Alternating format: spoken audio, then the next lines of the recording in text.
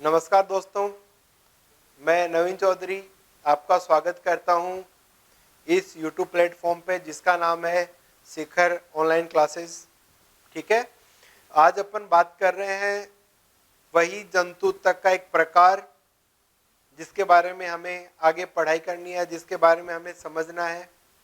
तो अभी अपन स्टार्ट करते हैं। सबसे पहले पीछे का कर देता हूँ थोड़ा सा ताकि आपको याद आ जाए। अपन पढ़ रहे थे जंतु तक में पहला भाग जिसको पूरा कर चुके हैं वो है तंत्रिका उत्तक। ठीक है, दूसरा भाग जो चल रहा है उसका नाम है संयोजी उत्तक, जिसको अपन ने कनेक्टिव टिश्यू या सीटी बोला जाता है जनरली। ठीक है, इस संयोजी उत्तक में अपन ने पहला प्रकार जो था इसका, जिसके बारे में अभी अपन ने रिसेंटली पढ़ा था, तरल संयोजी उत्तक, ये भाग अपन कंप्लीट कर चुके हैं। आज के वीडियो में जो स्टार्ट होगा वो स्टार्ट होगा संयोजी उत्तक का दूसरा भाग। ठीक है, जिसका भाग का नाम है, इसी के बाद का दूसरा है तरल, कंप्लीट हो गया। उसके बाद में नाम है ठोस या दृढ़। ध्यान से सुनिएगा, दृढ़ संयोजी उत्तक। इंग्लिश में नाम बोलेंगे इसको सॉलिड, दृढ़ को भी सॉलिड। ठीक है, इसी को एक नाम और भी जाना जाता है, इसे कहा जाता है कंकालीय उत्तक। क्या कहते हैं इसको? कंकालीय उत्तक। इंग्लिश में बोला जाता है स्केलेटन टिश्यूज। याद रखिएगा, ये इंपॉर्टेंट चीज है। तो आज जो अपन पढ़ने जा रहे हैं उस टॉपिक का नाम है ठोस या दृढ़ या कंकालीय संयोजी उत्तक। ठीक है, अब देखो इसके बारे में अपन ज्यादा नहीं जानते, लेकिन दो चीजें अपने दिमाग में आ रही हैं कि इसके नाम में कुछ ना कुछ तो ऐसा छुपा है जो हमें दिखाई दे रहा है और जिसके बारे में थोड़ा सा अपन जानते हैं, और वो नाम है ठोस या दृढ़। दृढ़ का मतलब होता है जिसे अपन मजबूती से बंधा होता है, तोड़ नहीं सकते, या जिसको तोड़ने के लिए हमें ज्यादा जोर लगाना पड़ता है। ठोस मतलब जो है ना जी, द्रव और गैस से थोड़ा अलग होता है। ठीक है, लेकिन इसी चीज को समझने के लिए एक अलग ही नाम लिखा हुआ दिख रहा है आपको, कंकालीय। अब सपोज करो कंकालीय में से नाम क्या निकलेगा? कंकाल। कंकाल को इंग्लिश में क्या बोलते हैं? स्केलेटन, है ना। तो कंकाल किसका बना होता है? तो हमारा जो कंकाल होता है वो बना होता है दो भागों से। एक बना होता है उसको कहते हैं, देखो दृढ़, मैं हिंदी में लिख देता हूं पहले, दृढ़ हड्डियों से, और एक बना होता है उसे कहते हैं मुलायम हड्डियों से। और ये कंकाल जो होता है वो क्या है? एक प्रकार का, देखो ध्यान से सुनना, हड्डियों का ढांचा है। क्या है? हड्डियों का ढांचा। समझना इस चीज को। तो यहां पर हड्डी का जिक्र होना है। हड्डी को जनरली इंग्लिश में अपन बोन बोलते हैं। ठीक है, समझिएगा, बहुत ही इंपॉर्टेंट टॉपिक है, प्यारा मजेदार टॉपिक है। कमियां लगे तो बताना। सबसे पहली चीज, एक एक चीज बताएंगे आपको। कंकाल क्या है? हड्डियों का ढांचा होता है जो हमारे शरीर के अंदर होता है। कंकाल हड्डियों में, हड्डियों का नाम है, दो क्वेश्चन बन गए। देखो हड्डियां क्या है? दो प्रकार की, एक तो दृढ़ होती है और एक मुलायम।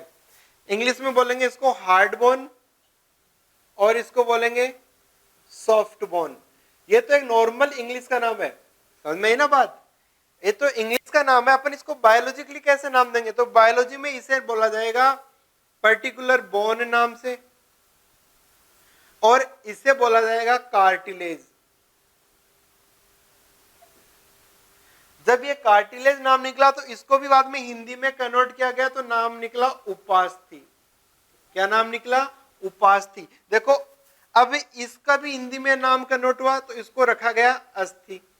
जस्ट सपोज अस्थि और उपास्थि, समझ आ रही है ना। उप मतलब उसका भाग है, मतलब पहले उपास्थि बनी हमारे शरीर में। देखो ध्यान से सुनना, हमारे शरीर में सबसे पहले क्या बनी? उपास्थि। फिर क्या बनी? वो धीरे धीरे अस्थि। मतलब ये बात हुई कि मुलायम जो होता है वो, मुलायम का मतलब क्या है? लचीला। तो देखो अपन सेंस ऑफ ह्यूमर, अब बैठ के सोचो, कुछ नहीं जानते अपन, एक बच्चे की तरह सोचो।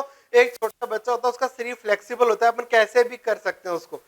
एक 50 साल के आदमी की बॉडी को अपन ऐसे नहीं मोड़ सकते जैसे एक बच्चे की को फ्लेक्सिबल शरीर पहले किसका बना होता है? मुलायम हड्डी का। मुलायम हड्डी को क्या बोलते हैं? कार्टिलेज। कार्टिलेज की भाषा में मतलब अपन इसको हिंदी में क्या कहेंगे? उपास्थि। मतलब बच्चे के शरीर में सबसे पहले क्या बना दोस्तों? उपास्थि। फिर जैसे जैसे उम्र बढ़ती गई, बच्चा दूध पीता गया, दूध में क्या होता है? कैल्शियम। ये कैल्शियम जमता गया, इस पे जमता गया।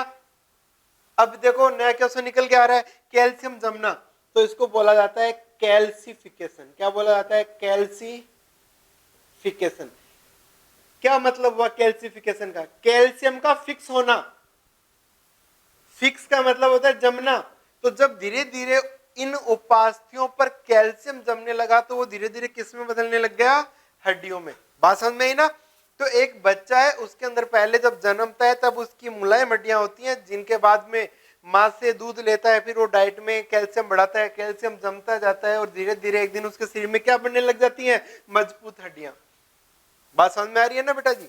तो ये एक कॉन्सेप्ट है, इसको हमेशा याद रखना कि अस्थि और उपास्थि को किसमें पढ़ा जाता है? कंकालीय में या दृढ़ संयोजी उत्तक में पढ़ा जाता है। इतनी बात समझ में आ गई? अब अपन बात करेंगे हड्डी और उपास्थि की। अस्थि और उपास्थि दोनों का अलग तरीके से अंतर करते हुए अपन पढ़ेंगे इसको, ताकि आप लोगों को डाउट ना हो और शॉर्ट में याद करने का फॉर्मूला मिले। ठीक है, चलो। तो एक तरफ तो मैं लिख रहा हूं अस्थि और दूसरी तरफ लिख रहा हूं उपास्थि। इसको बोला जाता है इंग्लिश में कार्टिलेज और इसे बोला जाता है बोन। ठीक है भाई? तो देखो अब अपन इसके बारे में डिस्कस करते हैं कि इसको अपन किस फॉर्म में रिप्रेजेंट करें। ओके, तो स्टार्ट करते हैं। देखो सबसे पहले बात करेंगे इनके आवरण के ऊपर। किसके ऊपर बात करेंगे? आवरण। बहुत लॉजिकली पढ़ा रहा हूं, ट्रिक पढ़ा रहा हूं, रटना नहीं है, अपन को बेसिकली चलना है। ठीक है, क्वेश्चन आ गया हड्डी का आवरण क्या कहलाता है? तो यहां पर भी क्या क्वेश्चन बन गया? उपास्थि का आवरण क्या कहलाता है? समझ में है ना? तो क्या नाम देंगे? अस्थि का आवरण क्या कहलाता है? Peri ostium. हिंदी में लिख दूं मैं, पेरी ऑस्टियम। तो इसको क्या बोलेंगे? पेरी कॉन्ड्रियम। तो याद रखना पेरी का मतलब क्या होता है? पेरी का मतलब होता है चारों तरफ, सराउंडिंग्स में, चारों तरफ। ऑस्टियो, अब देखो बायोलॉजी में जो नाम है बोन के लिए नाम आता है ऑस्टिया। ऑस्टिया का मतलब क्या होता है? बोन। तो बायोलॉजी में बोन की जगह ऑस्टियो नाम आएगा और यहां पर भी क्या लिखा है? ऑस्टियो। ठीक है ना? समझ में आई बात? चलो, कार्टिलेज के लिए क्या नाम आ रहा है? कॉन्ड्रियम, कॉन्ड्रीन। ओके, और डिस्कस करते हैं। दूसरा, प्रोटीन का क्वेश्चन आ गया, इंपॉर्टेंट है, समझना बात को। उपास्थि और अस्थि दोनों में क्वेश्चन आ गया प्रोटीन की बनी होती है, कौन सी प्रोटीन की? तो क्वेश्चन आ गया हड्डी या बोन में कौन सी प्रोटीन होती है? तो आंसर हो गया ओसिन। कौन सी प्रोटीन है बताओ? ओसिन। तो बताओ यहां पर कौन सी प्रोटीन लिखेंगे अपन? कॉन्ड्रीन। ठीक है, अगला पॉइंट। फिर उसके बाद में तीसरा पॉइंट की बात करते हैं, ध्यान से सुनिएगा। यहां पर एक छोटा सा क्वेश्चन आता है जिसके ऊपर अपन जनरली एक रूप भूल जाते हैं। आकार के आधार पर, है ना, अपन बोल सकते हैं इसका एक तो आकार होता है और एक आकृति होती है। आकार का मतलब छोटा बड़ा। तो आकार के आधार पर जनरली अपन इसकी बात कर रहे हैं। एक तो होती है शॉर्ट बोन और एक होती है लॉन्ग बोन। शॉर्ट का मतलब छोटी हड्डियां और एक होती है लंबी हड्डियां। जो छोटी हड्डी और लंबी हड्डी है, इनका क्वेश्चन बनता है, बहुत इंपॉर्टेंट क्वेश्चन बनता है कि शॉर्ट बोन जो होती है इनके अंदर अस्थि मज्जा, इंग्लिश में क्या बोलेंगे भाई? ध्यान से सुनना, बोन मैरो अनुपस्थित होता है, इसलिए इनमें रक्त निर्माण नहीं होता। समझ में ही ना? रक्त का निर्माण नहीं होगा। लेकिन लंबी हड्डियों में क्या होगा? इसमें शॉर्ट में लिख देता हूं मैं, बम बोन मैरो। ठीक है, उपस्थित होता है, उपस्थित होने से इनमें क्या होगा, रक्त का निर्माण होगा। तो एक क्वेश्चन हमारे दिमाग में सेट हो गया कि छोटी हड्डियों में रक्त का निर्माण नहीं होता। कौन कौन सी है, जैसे मैं बोल दूं, क्वेश्चन आएगा थोड़ा हटके लैंग्वेज है, मैं मार्कर चेंज करता हूं ताकि आपको समझने के बाद। देखो छोटी हड्डियों के आपसे उदाहरण पूछेगा तो आप कह सकते हो ईयर ओसिकल, याद रखना इंपॉर्टेंट है। ईयर ओसिकल किसे कहते हैं, कान की हड्डियों को। जो कान में जो हड्डी होती है, एक कान में कितनी होती है, 3, दूसरे में 3, टोटल कितनी होती है, 6। तो ये जो 6 हड्डियां हैं जनाब, इन 6 हड्डियों को, तीनों को, मतलब इन तीनों हड्डियों को, जिनकी ट्रिक होती है मिस। क्या ट्रिक है, मिस। एम का मतलब मेलियस, आई का मतलब इनकस, एस का मतलब स्टेपीस। ये तीनों हड्डियां जो होती है, इन तीनों को एक साथ क्या बोला जाता है, ईयर ओसिकल बोला जाता है। तो एक तो उदाहरण याद हो गया, दूसरा उदाहरण एक और देख लो इसका। अपन ने बोल दिया डिजिट्स, समझना ध्यान से। अंगुली में जो डिजिट्स होती है, पैरवे होते हैं, इनमें भी छोटी छोटी हड्डियां होती हैं। तो डिजिट्स ऑफ फिंगर या अंगुली के जो पैरवे होते हैं, उनकी हड्डियां होती है, उनमें कैसी बोन होती है, छोटी बोन होती है। तो याद रख लोगे ना इनके उदाहरण।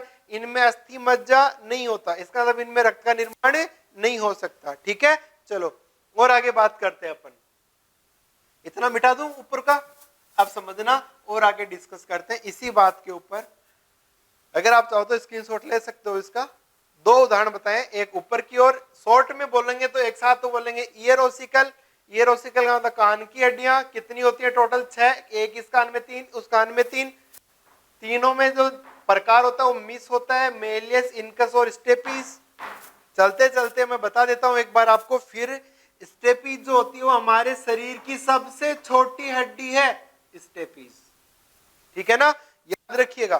तो इन्हीं के बारे में क्वेश्चन आता है। अब एक छोटा सा पॉइंट और रह गया जिसके ऊपर अपन को पढ़ना है, वो है लॉन्ग बोन। और लॉन्ग बोन का क्वेश्चन इतना इंपॉर्टेंट है कि आप सपोज नहीं कर सकते उसके बारे में, आप उसको रिकॉन्ट्रैक्ट नहीं कर सकते कि भाई मैं इसको किस तरीके से रिप्रेजेंट करूं। तो मैं इसके लिए एक लॉजिक बता रहा हूं आपको, सुनना ध्यान से। हमारे शरीर की जो सबसे लंबी हड्डी है, सबसे लंबी हड्डी या बोन है, उसका नाम है फीमर, जो पाई जाती है जांग में। याद रखना भाई। क्या जानते हैं इसके बारे में, इसी की बात करते हैं। इसकी लंबाई होती है 45 सेंटीमीटर। ठीक है, इसी के बारे में और बात करते हैं। देखो इसी फीमर के बारे में, ये जो लॉन्ग बोन का उदाहरण अपन पढ़ रहे हैं फीमर, इसी फीमर की एक बात और बताता हूं मैं आपको। ये हमारे शरीर की सबसे मजबूत हड्डी है साहब जी। अरे मजबूत भी नहीं है, इतना मजबूत है कि लड़कों का दिल भी मजबूत नहीं होता। ठीक है ना, तो ध्यान से सुनिएगा। ये हमारे शरीर की बात हो रही है साहब। सबसे भारी हड्डी है, हैवीएस्ट, मोस्ट हैवीएस्ट बोन, सबसे भारी। इतनी भारी है कि हर कोई इसको संभाल ही नहीं सकता, है ना। अच्छे अच्छे वीर पुरुष ही संभाल सकते हैं। ठीक है, बहुत इजीली याद हो गया। कितनी बातें बताई हैं, 4 बातें। सबसे बड़ी हड्डी कौन सी है, फीमर। कहां पाई जाती है, जांग में। लंबाई कितनी, 45 सेंटीमीटर, जो अपनी रीढ़ की हड्डी की लंबाई होती है। सबसे मजबूत हड्डी है साहब, सबसे भारी सबसे भारी बोन है।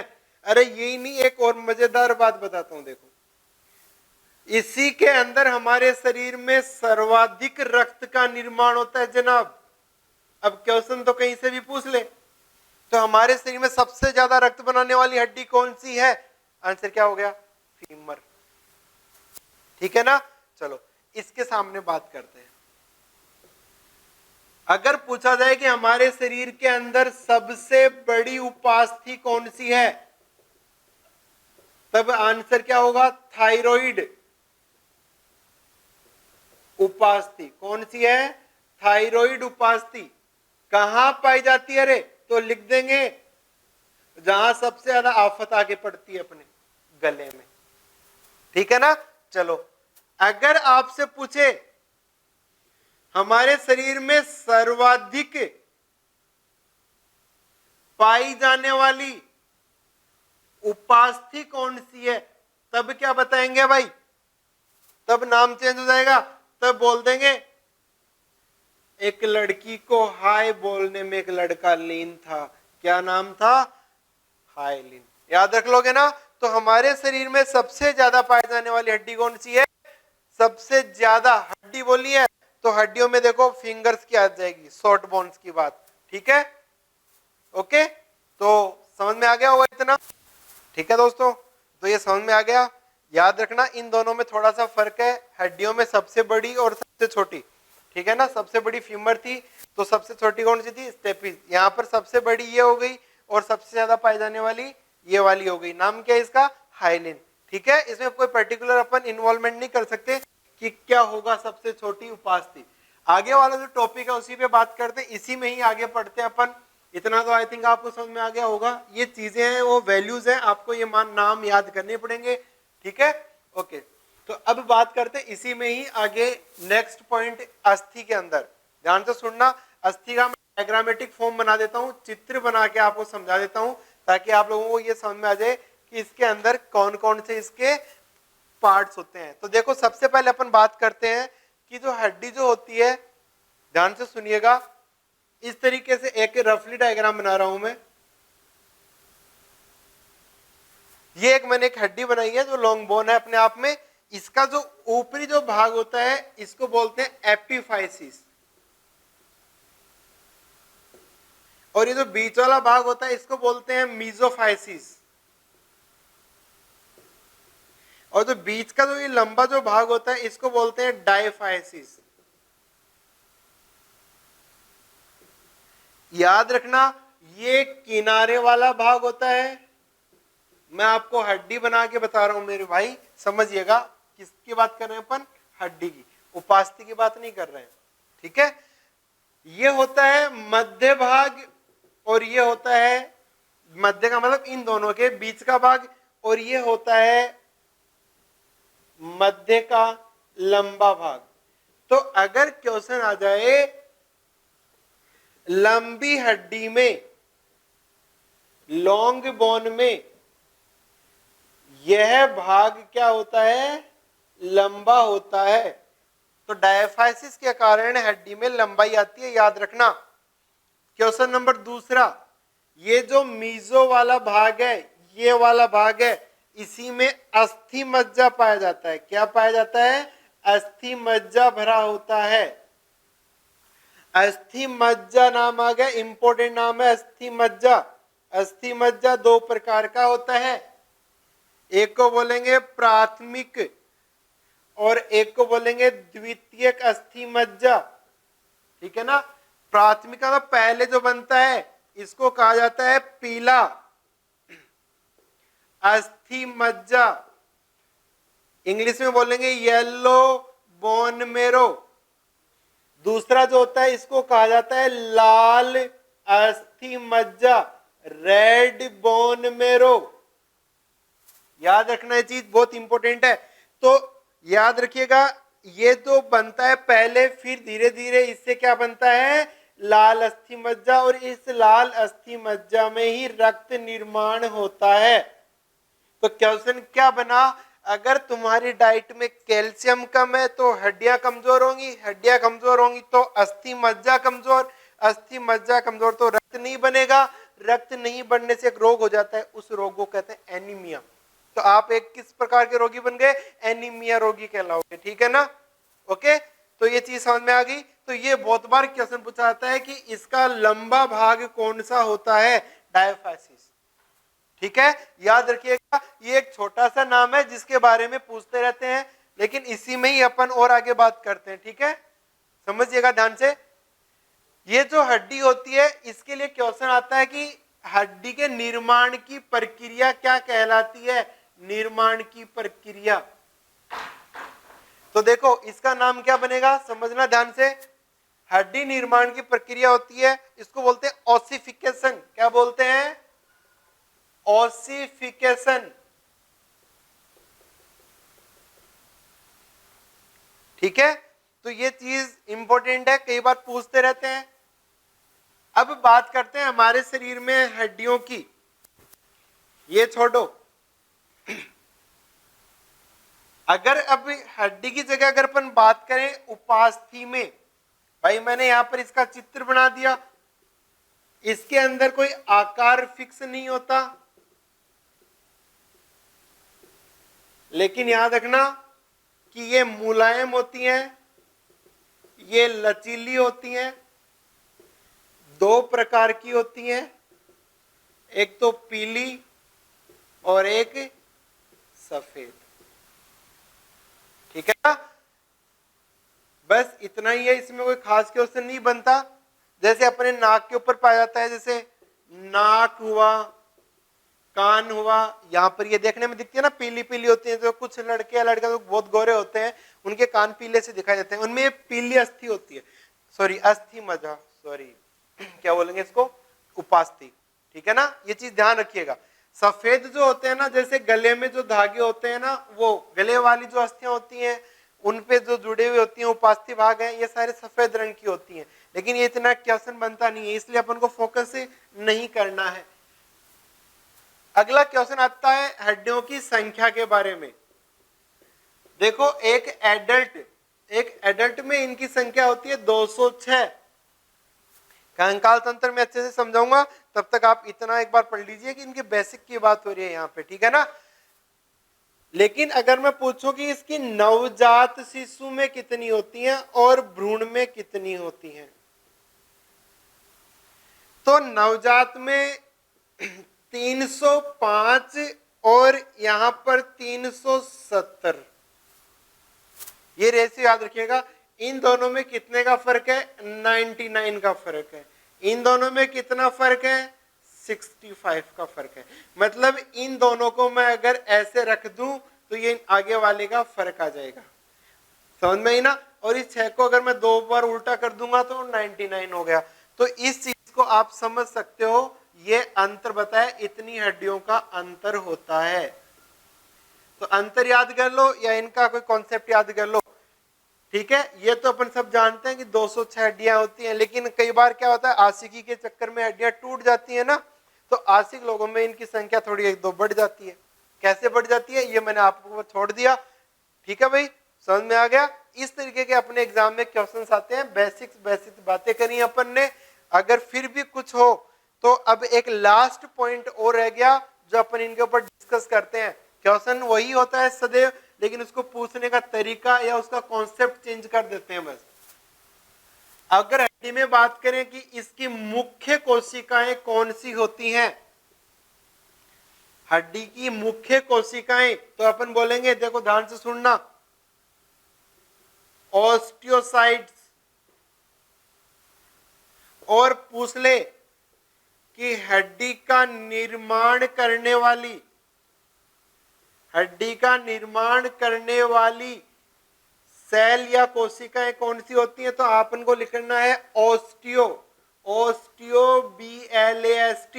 देखो ब्लास्ट का मतलब फटना, फटेंगी तो क्या होगी, संख्या बढ़ेगी तो वो किसका निर्माण करेगा, हड्डी का निर्माण करेगा। समझ में आ रही है ना भाई, समझे नहीं समझे, हर एक वर्ड को पकड़ो। फिर वो यही ऑस्टियोब्लास्ट एक दिन परिपक्व हो जाती हैं। परिपक्व का मतलब जानते हो क्या भाई, मैच्योर हो जाती है, और वो क्या कहलाती है, ऑस्टियोसाइट। तो ये हार्ड हो जाती हैं। अब आप बताओ, हड्डी खुद हार्ड है और ये हार्ड इन हड्डियों को बनाती है, तो हार्ड बनाने वाली हड्डी को, सॉरी, कोशिका कौन सी हो गई, ऑस्टियोसाइट। और हड्डी को बनाने वाली कौन सी हो गई, जो बनाएगी वो फट के बनाएगी ना, ऑस्टियोब्लास्ट। बम फोड़ दिया साहब, देखो मजा आया कि नहीं आया, मजे ही लेने हैं ना, मजे पढ़ के लेंगे भाई, ठीक है। तो या तो पढ़ के मजे ले लो या मजे ले लेके पढ़ लो, एक ही बात है, ठीक है। आगे बात करते हैं। अगर मान लो कि उपास्थि में पूछ ले कि इसकी मुख्य कोशिकाएं कौन सी होती हैं, तो अपन क्या बोलेंगे, कॉन्ड्रियोसाइट्स। क्या बोलेंगे, कॉन्ड्रियोसाइट्स। ओके, याद रखिएगा। तब तक के लिए मैं आप लोगों के लिए एक छोटा सा क्वेश्चन बता देता हूं, एक लास्ट पॉइंट है, बहुत ही मजेदार है। अगर आपको पूछा जाए कि हड्डी को नष्ट करने वाली कोशिकाएं कौन सी हैं, तो याद रखना OSTEO, ऑस्टियोक्लास्ट कोशिकाएं बोलेंगे। क्या बोलेंगे? ऑस्टियोक्लास्ट। क्लास्ट कै पूरा ला कष्ट है ना, क्लास्ट। नहीं करना कोई कष्ट, नाम याद रखना क्लास्ट। ठीक है भाई, ये हड्डियों को नष्ट करती है, ये बनाती है और ये हार्ड करती है। ऑस्टियोसाइट, ऑस्टियोब्लास्ट और ऑस्टियोक्लास्ट। ठीक है, इसी से रिलेटेड अपन और आगे बात करेंगे। आज ये संयोजी उत्तक का दूसरा भाग कंप्लीट हो गया, जिसको दृढ़ संयोजी उत्तक कहते हैं। ठीक है ना दोस्तों, धन्यवाद।